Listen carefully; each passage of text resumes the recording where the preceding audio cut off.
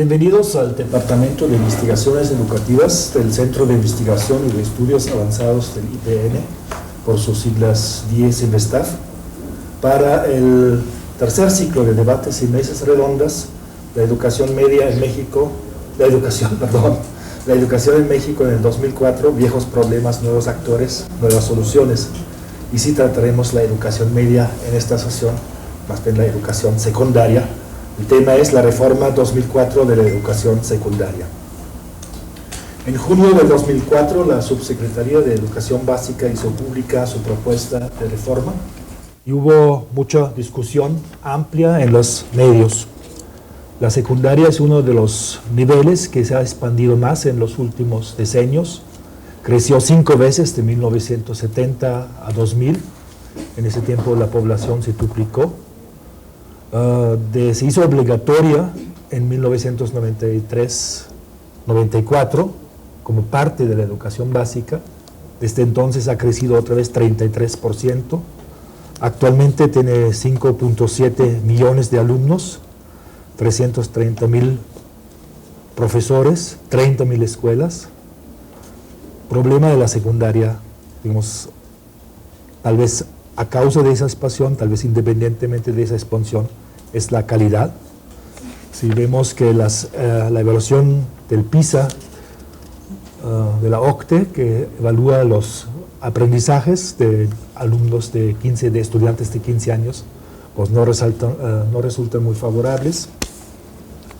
Entonces, el Programa Nacional de Educación 2001 reconoce que la reforma que se hizo en 1993 de la secundaria es insuficiente y propone que sí, en este sexenio, en esta administración, se haga una reforma de la secundaria, una reforma curricular, pero también organizativa, que genere oportunidades de aprendizaje que permitan el fortalecimiento de habilidades básicas superiores para seguir aprendiendo a lo largo de la vida. Yo soy Eduardo Báez, soy investigador del DIES Investaf y seré el moderador de esta mesa. Y me acompañan como invitados del departamento Rebeca Reynoso y Etelvina Sandoval y mis colegas Antonia Candela y Rafael Quiroz. Rebeca Reynoso es licenciada en Pedagogía en la Facultad de Filosofía y Letras de la UNAM, maestra en Ciencias, egresada de este departamento, y directora general adjunta de Contenidos y Métodos Educativos en la Subsecretaría de Educación Básica y como tal una de las principales responsables de la actual reforma. Etelvina Sandoval es profesora de Educación Media de la Escuela Normal Superior de México, egresada también de nuestra maestría, estamos medio en familia. Tiene doctorado en la Facultad de Filosofía y Letras, su tesis, La trama de la escuela secundaria, Institución, Relación y Saberes, fue también publicado por la Universidad Pedagógica Nacional y Plaza de Valdés. Es profesora de la Universidad Pedagógica Nacional y se desempeña desde hace unos años como directora general de Educación Normal y Actualización del Magisterio de la Subsecretaría de Servicios Educativos en el Distrito Federal. La doctora Antonia Candela es jefa del Departamento de Investigaciones Educativas. Como investigadora, sus campos son la enseñanza de las ciencias y el análisis del discurso. Ha sido autora de libros de texto de ciencias naturales y participó recién en una comisión de la Academia Mexicana de las Ciencias que emitió un dictamen sobre la propuesta de reforma. Rafael Quiroz es investigador del Departamento de Investigaciones Educativas. Ha investigado personalmente y a través de las tesis de sus alumnos por más de 10 años de educación secundaria. Su análisis y propuestas se encuentran más sistematizados en su tesis doctoral, las condiciones de posibilidad de aprendizaje de los adolescentes en la educación secundaria. Ha sido corresponsable de la coordinación de esta sesión y me ha encargado a mí de moderarlo para que él pueda hablar.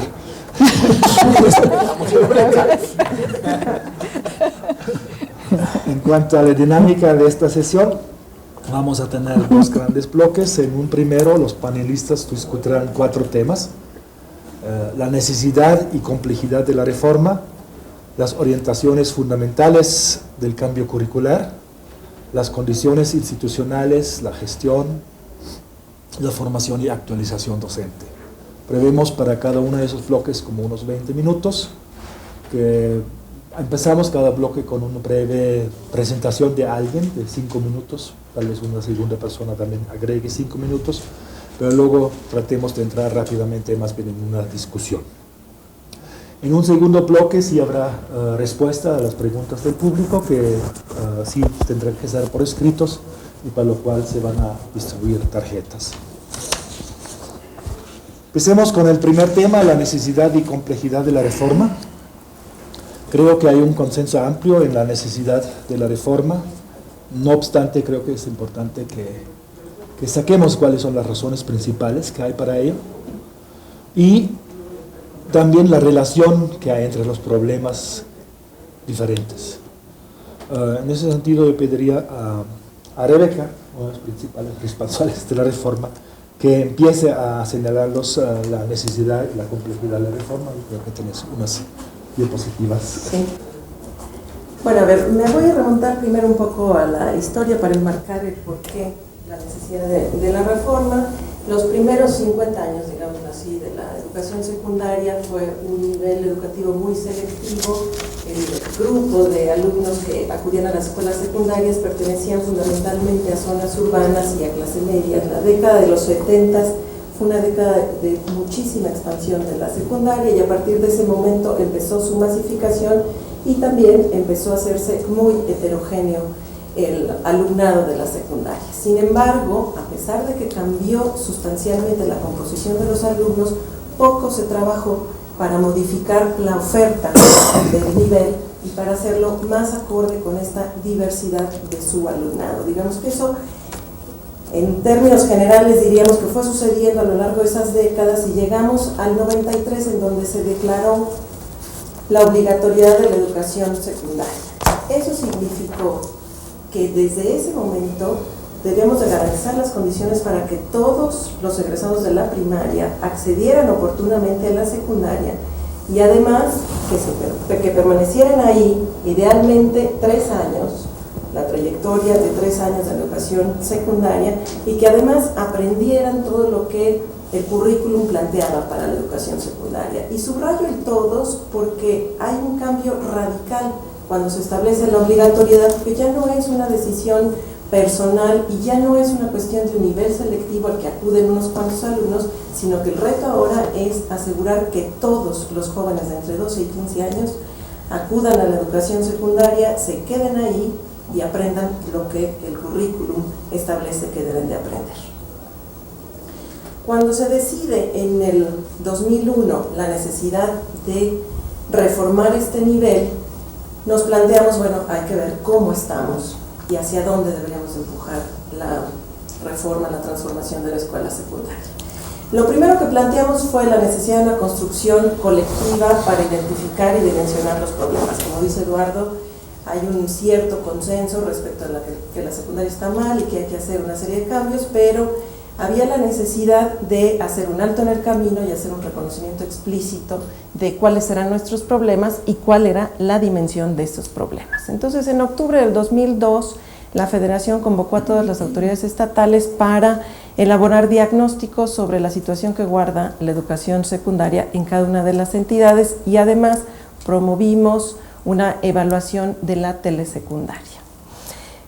Esos diagnósticos, junto con una serie de investigaciones, que aunque es un nivel muy poco investigado en nuestro país, de cualquier manera hay una serie de investigaciones. También Eduardo ya mencionaba el trabajo que ha hecho Rafa y sus alumnos respecto a este nivel, la tesis de Telvina y algunos otros estudios, y por supuesto estas corrientes internacionales que han revisado este nivel y que es un nivel muy cuestionado no solo en nuestro país sino en todo el mundo, nos dan evidencias para decir estas grandes afirmaciones. Y aquí traigo solamente para abrir a la discusión algunos datos. En primer lugar, podemos afirmar que nuestro sistema educativo no ha logrado garantizar que todos los egresados de primaria cursen y completen su educación secundaria. Es un hecho incontrovertible que tenemos 1 de cada 10 jóvenes entre 12 y 15 años de edad que no están accediendo a la educación secundaria, y si pensamos que la educación secundaria es obligatoria, no esperaríamos que fuera tan grande el número de jóvenes que se están quedando afuera.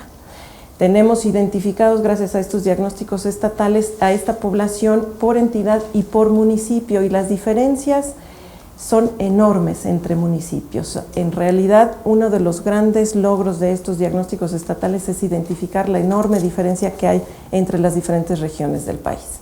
El segundo gran asunto tiene que ver con los logros de aprendizaje, que están, como ya decía Eduardo, lo ha dicho PISA, lo dicen nuestros resultados de pruebas nacionales, están muy lejos los resultados del logro educativo de lo que el propio sistema ha establecido como el compromiso de una educación secundaria. Y traigo dos laminitas para mostrar algunos de los datos. El tercer elemento tiene que ver con la equidad. Todos los datos que hemos obtenido nos muestran que hay una clara relación de diferencia de esos resultados, tanto de acceso como de permanencia y de logro, relacionados con sexo, con ubicación geográfica, con origen socioeconómico. Si nos vamos a la siguiente, por favor, también tenemos evidencias para decir que la organización escolar y del sistema no están favoreciendo la consecución de las finalidades de la educación básica. Tenemos investigaciones que nos dicen que hay unas excesivas actividades extracurriculares no ligadas a las prioridades del currículum, prevalece el trabajo aislado y fragmentado en las escuelas, hay muy poco trabajo entre los profesores para contribuir al logro de los propósitos educativos, hay muy pocos acuerdos básicos respecto de qué es lo que cada uno de los que integran el colectivo de maestros tendría que estar haciendo para lograr esos propósitos. Las reuniones de consejo técnico en general no están centradas en los asuntos académicos, sino más bien cuestiones de carácter administrativo.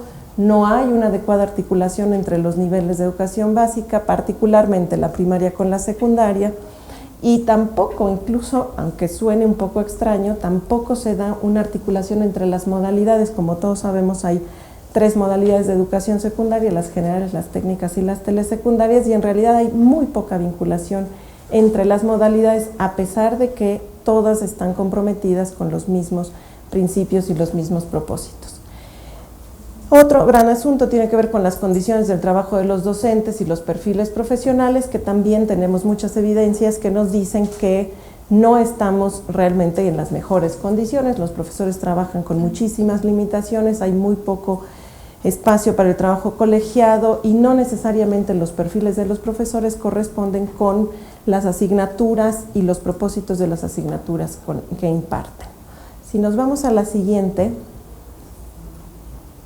estos son algunos datos respecto de los resultados de PISA en el 2000 de aptitud lectora, solo para dar algunos elementos de la magnitud del problema de logros de aprendizaje. Resulta que tenemos un 0.9% de jóvenes que tienen el nivel 5, que es el nivel más alto. Ya se me acabó el tiempo, me están diciendo. Entonces, bueno, ahí están algunos datos respecto de los resultados de logros que muchos conocemos y que nos obligan a pensar y revisar lo que estamos haciendo en la secundaria. Muchas gracias.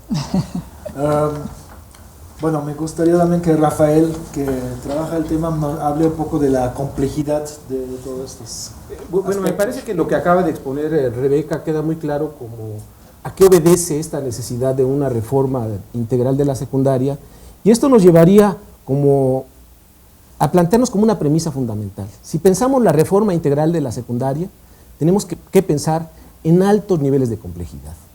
En altos niveles de complejidad, porque en primer lugar son muchas las dimensiones que se entrelazan en la reforma.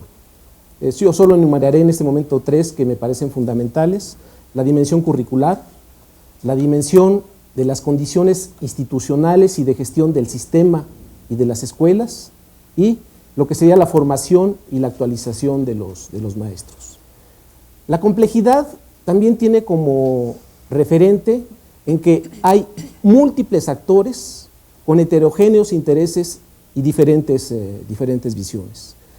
Podemos pensar en lo que significan estos actores en términos de sus orientaciones diferentes, pensando a qué obedece la dinámica de cada uno de estos actores. Voy a enumerar algunos solo. Desde luego tenemos que pensar en la Secretaría de Educación Pública y sobre todo ahí en los equipos técnicos de la propia Secretaría. Tenemos que pensar en las autoridades educativas estatales. Desde luego que tenemos que pensar en autoridades intermedias, inspectores, jefes de enseñanza, en los maestros, y tenemos que pensar sobre todo en un actor que aunque no interviene, es un actor de referencia implícita, como lo plantea María Ibarrola, los estudiantes. Pero incluso tenemos que pensar en actores que de repente no aparecen con claridad o que solo en momentos se muestran muy claramente. Por ejemplo, lo que han significado en este proceso de reforma los medios. Yo creo que los equipos técnicos de la SEP podrán dar fe de del peso que han tenido en este caso. Pero también tenemos que pensar en otros actores políticos, por ejemplo, en la Secretaría de Hacienda o en los encargados de la asignación presupuestal, porque me parece que ahí se juega buena parte de lo que pueda suceder con la reforma. Otro referente para entender los altos niveles de complejidad de la reforma integral de la secundaria tiene que ver con diferentes temporalidades para cada una de las dimensiones que mencioné. Si pensamos en cambiar los planes y programas de estudio, quizás podamos pensar en una temporalidad de un plazo relativamente corto, aunque en este caso ya se alargó. Pero bueno, una cosa es cambiar los planes y programas y otra cosa es transformar las prácticas de enseñanza que se dan todos los días en las escuelas. Ello implica el tratar de transformar lo que son saberes y concepciones de los maestros, saberes y concepciones también de los autores de libros de texto, y en este sentido tenemos que pensar la reforma integral de la secundaria como un proceso de largo alcance, como un proceso de largo plazo. De manera que si en 2005 iniciamos con planes, aunque sea experimentalmente, con los nuevos planes y programas, esto consideraría yo que es solo como el inicio de la reforma. La reforma tendrá que darse necesariamente en el largo plazo. Gracias, Rafael. Telvina, tú tienes que agregar a esa... Pues mira, yo coincido con Rafael de que debemos ver la reforma como un proceso. Ninguna reforma se desarrolla porque ya hay un documento que así la señala. Hay ciertas líneas generales y orientaciones que, bueno, para que puedan aplicarse, para que puedan realmente empezar a transformar prácticas, pues es un poco tardado. Yo creo que de todas maneras sí tendríamos más bien que ponernos en el centro una pregunta: ¿qué alumno queremos formar en la secundaria? Hay ahí un perfil de egreso que me parece todavía demasiado general y creo que es muy importante abrir esta discusión en diferentes lados, abrir estas discusiones. ¿Qué alumnos es el que debemos formar en este nivel? Y a preguntas que en este documento sí se hace: ¿qué aprendizajes han de lograr las escuelas? Me parece que este es otro tema de debate bastante amplio. Y cuáles son los rasgos de la escuela secundaria que queremos construir, también señalado en el documento base de la reforma, pero que se nos habla de que esto es algo a largo plazo. ¿Qué tan largo? O sea, ¿cómo vamos a iniciar? Creo que es más bien ir haciendo un plan para poder atacar las cuestiones para que realmente sea una reforma integral y no solo una reforma curricular como parece ser que se miró en un principio, como la reforma curricular que iba a transformar otras cosas a partir del currículum.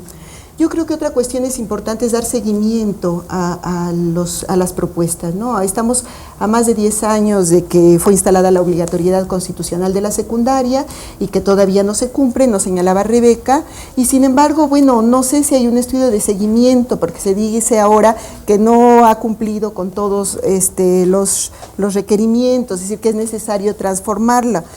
Yo creo también que para ver la secundaria no debe verse solamente a partir de datos estadísticos. Me parece que es un poco riesgoso porque debemos de tocar las causas estructurales que producen esta situación. Yo creo que no debemos perder de vista que los factores socioeconómicos extraescolares son determinantes para el rendimiento y para la permanencia de los estudiantes, quienes van portando a la escuela las condiciones en las que viven. Entonces yo pienso que una de las cuestiones importantes, ya lo señalaba Rafa, Hacienda, ¿no? Me parece que las escuelas requieren apoyos, las escuelas sí requieren apoyos, becas, desayunos escolares, la secundaria no tiene desayunos escolares, ¿no? Cuestiones de transporte, materiales, me parece que deberían pensarse para una verdadera reforma en ampliar estos apoyos para las escuelas secundarias. Gracias, Etelvina. ¿Tú, Antonia, quieres? Bueno, yo quería hacer algunos comentarios en la misma línea de lo que se ha estado planteando, la complejidad, pero sí, mi punto principal era también partir un poco de los alumnos, o sea, siempre el último en el proceso al que va dirigido todo este todas las reformas y toda la educación tiene que ser también el punto el centro desde donde analicemos las cosas. Creo que es muy importante plantear qué etapa de la vida están viviendo, pero no solo qué etapa de la vida, que es una etapa de la vida, si ya es difícil el problema del enfoque de las secundarias y el problema de la enseñanza de las secundarias, no solo en México, sino a nivel mundial, es un problema muy complejo. Si no nos planteamos qué etapa de la vida están viviendo los estudiantes y en qué contexto socioeconómico, o sea, en qué situación nacional, en una situación donde hay carencia de trabajos, donde hay pocas expectativas para los jóvenes, donde especialmente para los jóvenes están cerradas las opciones. Si no nos planteamos en la situación en la que están viviendo los jóvenes, la falta de significatividad que tiene la educación para ellos, de qué manera la enseñanza tiene que darles un sentido de vida en este contexto, en estas condiciones, creo que podemos estar trabajando un poco a nivel, o sea, tomando una serie de factores, pero sin atacar el problema real que tienen los estudiantes. Creo que es muy importante este aspecto. Sin embargo, yo también quiero resaltar que sí me parece que se ha planteado esta reforma, como en general no se plantean, tomando en cuenta muchos aspectos. O sea, sí, desde la Secretaría se han planteado muchos aspectos que tienen que ser contemplados y creo que esto ha sido una virtud, pero que hay que ir como aterrizando más con cada uno de los actores políticos y de los actores sociales en el contexto real de la situación de los actores sociales, los maestros, no solo como maestros, como sindicato, como fuerzas vivas, etcétera, y los estudiantes en el contexto actual de México. Gracias. Bueno, esa complejidad que se ha mostrado, Nora mencionaba varias cosas, desde la escuela, las condiciones de trabajo del maestro, hasta el financiamiento de las escuelas. Creo que vamos a regresar a ellos. Vamos a empezar con el punto que sí detonó la reforma, pongamos el cambio curricular. Empezamos a discutirla a ese punto, y creo que sí, también tú ahorita dijiste de que, bueno, pues, es significativo el currículum que aprenden ahí o no. Ahí está la duda, ¿no? El currículum de la secundaria sigue reproduciendo el canon de materias académicas de la preparatoria del siglo XIX, aunque Moises Sáenz ya en los años 20 del siglo pasado dijo que pues, secundaria sería una secundaria para los adolescentes. Creo que tú en tu libro lo mencionas, ¿no? Y seguimos buscando eso, una secundaria para los adolescentes. Entonces tu pregunta, bueno, ¿para qué alumno es esta secundaria? También, digamos, en otros estudios, por ejemplo el de Rafael, sale mucho, digamos, la fragmentación escolar, tanto para los alumnos como para los maestros, y el peso que tienen, por ejemplo, los exámenes, ¿no? Que aprenden para los exámenes, pareciera. Entonces yo creo que sí, si bien todas las otras dimensiones también de la compleja reforma son importantes, un punto importante es el cambio curricular. Y sí me gustaría entonces ver qué propone la Secretaría, digamos, cuál es el cambio curricular, antes de que discutamos o escuchemos lo que proponen. Bueno, yo diría primero, porque sí me parece fundamental insistir en que desde un principio el planteamiento de la reforma no se trata de una reforma del currículo. Cuando hablamos de reforma en este país, cuando hablamos de una reforma educativa, como que la tradición es inmediatamente ir y ver que se van a cambiar los planes y programas, ¿no? ¿Cuál va a ser la nueva propuesta de contenidos a enseñar? Y desde un principio el planteamiento no se trata de una reforma de currículo, que incluso los 10 años del currículum del 93 no eran suficientes como para decir tenemos que transformar el currículum. Lo que sí es evidente es que la escuela no está funcionando, la escuela secundaria no está funcionando como quisiéramos, y sí tenemos otros datos, yo también diría que no solo estadísticos, sino de toda índole que nos permiten, que nos plantean focos rojos y que nos obligan a revisar la secundaria. Entonces, no es el eje del cambio de la reforma de secundaria, este asunto de integral tiene que ver justamente con no se trata de un cambio de currículum. Ahora, es cierto que el currículum es muy importante porque es alrededor de lo cual se organiza la vida de las escuelas. Entonces sí, hay que revisar el currículum y, por supuesto, el cambio de los últimos 10 años también nos obliga a ver qué tanto hay que ajustar esa propuesta curricular. Entonces, yo diría que los grandes asuntos, antes de que me vayas a pasar una tarjetita que ya se me acabó mi tiempo, creo que hay que señalar varias cosas fundamentales. El planteamiento de que el centro es el adolescente está detrás de cualquiera de las propuestas curriculares de cualquiera de las asignaturas. Entonces sí hay una lógica, por lo menos hay un intento de esta lógica de organizar la propuesta curricular en torno de los intereses y las necesidades de los adolescentes. Es cierto que el planteamiento de una escuela para adolescentes no es nuevo. Lo que sí diría yo que es nuevo es el tipo de adolescente que tenemos en nuestras escuelas. Porque cuando Moisés Sáenz planteó esto, la escuela secundaria era otra muy distinta, México era otro muy distinto, y sí estamos obligados a repensar qué significa esto de una secundaria para adolescentes en donde están todos los adolescentes. Tenemos cerca de 6 millones de alumnos en nuestras secundarias, y la diversidad es enorme. Entonces no es tan sencillo decir una escuela para adolescentes, tenemos un solo adolescente, las necesidades de esos adolescentes son más o menos homogéneas, entonces hagamos un currículum porque sabemos que todos se van a ir a estudiar a las universidades o todos